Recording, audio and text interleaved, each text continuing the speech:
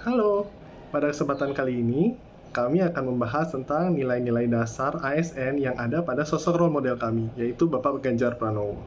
Nah, Bapak Ganjar Pranowo ini terkenal sebagai seorang gubernur Jawa Tengah yang humoris dan juga berambut putih sebagai ciri khasnya. Salah satu nilai dasar ASN yang ada pada sosok Pak Ganjar Pranowo adalah berorientasi pelayanan. Nah, salah satunya adalah renovasi rumah tidak layak huni yang diinisiasi oleh beliau di daerah Jawa Tengah. Selain itu, dibuat juga program-program yang mempermudah komunikasi publik. Nah, seperti misalnya pelaporan digital yang bisa dilakukan melalui media sosial, seperti misalnya pada Instagram, Twitter, Facebook, dan lainnya. Akuntabel. Pak Ganjar juga mempunyai nilai akuntabel, yaitu melaksanakan tugas dengan jujur, bertanggung jawab, cermat, disiplin, dan berintegritas tinggi.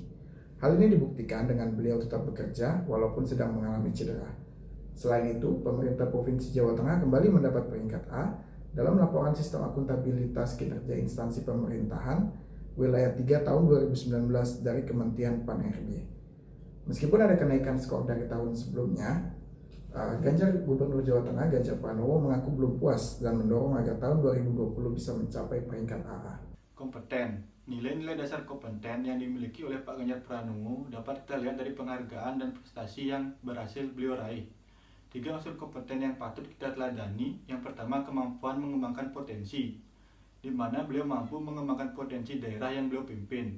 Yang kedua, membantu orang lain, terlihat dari dilaksanakannya UKW, yaitu uji kompetensi wartawan secara rutin, yang memiliki tujuan utama yaitu mengembangkan potensi dan profesionalitas dari wartawan.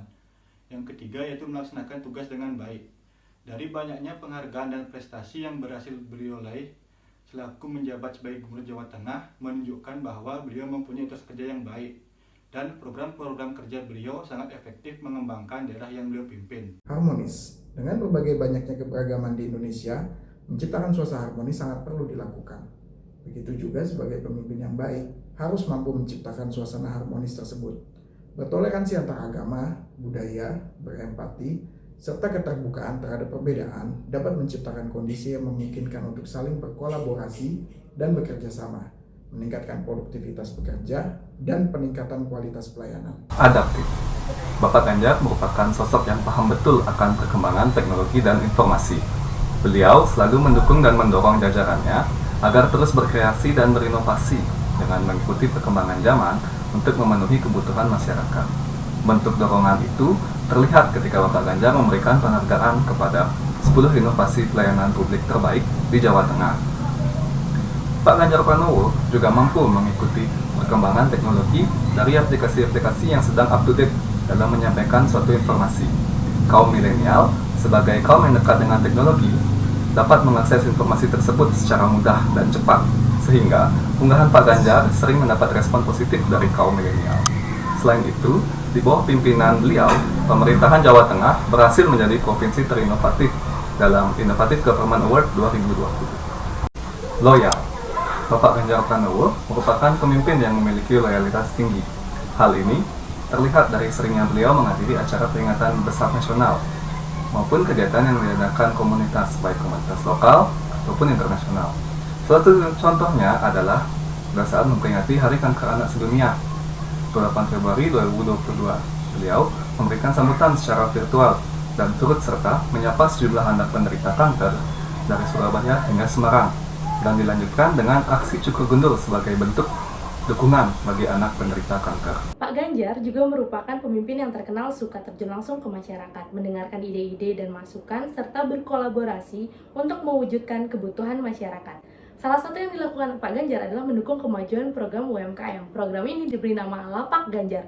Pedagang-pedagang UMKM diberikan lapak secara gratis untuk menjajakan barang dagangannya. Implementasi dari nilai berakhlak yang dilaksanakan oleh Pak Ganjar banyak solusinya bagi masyarakat.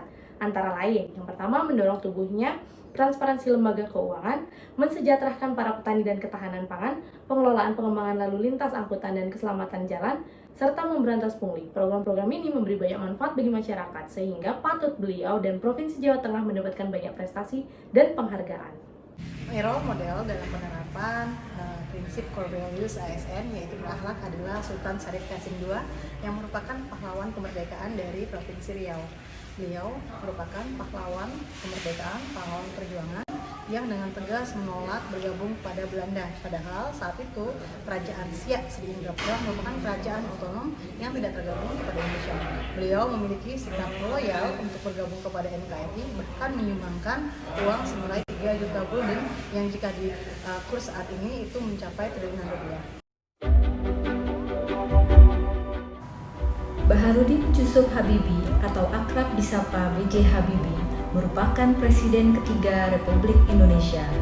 B.J. Habibie menjabat Presiden Republik Indonesia pada 21 Mei 1998 sampai dengan 20 Oktober 1999. Habibie memiliki julukan Mr. Trek karena kontribusi besarnya bagi teknologi pesawat terbang global.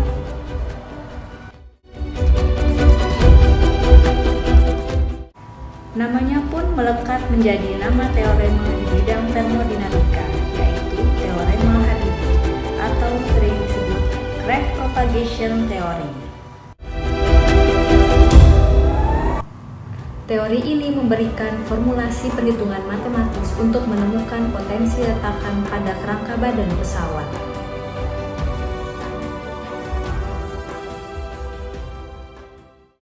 Jenderal Hugeng adalah sosok teladan dan tokoh yang terkenal jujur dan anti korupsi. Beliau adalah Kapolri yang kelima yang menjabat dari tahun 1968 sampai 1971. Bagi saya, Jenderal Hugeng adalah tokoh yang telah mengaktualisasikan nilai-nilai berakhlak, terutama akuntabel dalam kehidupan kesehariannya. Baginya, lebih baik hidup melarat daripada melakukan korupsi atau menerima suap. Raden Mas Suwardi Suryadiningrat. Beliau adalah tokoh pendidikan. Beliau terus berupaya membuat metode baru dalam pendidikan dan mencurahkan hidupnya sebagai tenaga pelajar, sehingga gelar Bapak Pendidikan disandangnya. Beliau adalah tokoh nasional yang adaptif. Ki Hajar Dewantara merupakan seorang aktivis gerakan kemerdekaan Indonesia, pelopor pendidikan bangsa Indonesia pada masa penjajahan. Berkat perjuangannya, hari lahir pada 2 Mei diperingati sebagai Hari Pendidikan Nasional. Di bidang pendidikan, Ki Hajar Dewantara memberikan tawaran alternatif mengenai sistem pendidikan nasional yang egaliter dan patriotis melalui teknik kepemimpinan dan sistem Among dengan model pauliatan atau pondok asmara dengan corak nasional, yaitu perguruan tinggi taman siswa. Konsep Ki Hajar Dewantara tentang pendidikan yang dilatar belakangi jiwa kebangsaan yang sangat kuat, dinamis dan prospektif, serta berkarakter dari budaya diri merupakan konsepsi yang tepat bagi bangsa Indonesia. Itulah yang kemudian menjadikan Ki Hajar Dewantara sebagai pelopor pendidikan dan Tuturi Handayani dijadikan semboyan oleh Kementerian Pendidikan Kebudayaan Republik Indonesia.